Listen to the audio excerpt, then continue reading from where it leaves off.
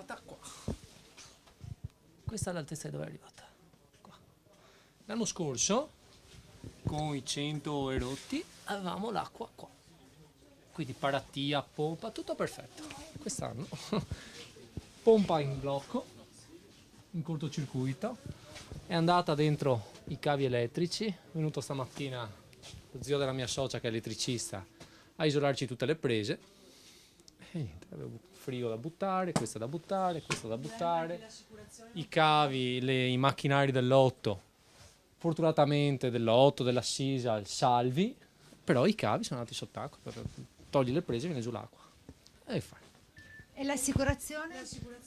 L'assicurazione non pagano, bisogna capire come avere il rimborso. Abbiamo fatto la lista di tutte le cose, qui abbiamo tutte le cose a buttare via, 2 armadi pieni, roba da bere, roba da mangiare, giocattoli, cartine, filtrini gratta e vinci, ricariche, tutto da buttare via. È andata dove non pensavamo arrivasse, cioè impossibile prevedere una roba del genere. Infatti scavalcato le paratie, anche se eravamo qua, cosa fai? Prendi un frigo in spalla, te lo tieni in spalla finché l'acqua non va via? Come fai? Non c'è stata una informazione corretta, secondo te? Allora, mattina chiamano 140, arriva a 127. Poi è stata una serie di concause, dai, come fanno a prevedere 191 o 189 a seconda di chi chiedi ti dicono una roba? Come si fa?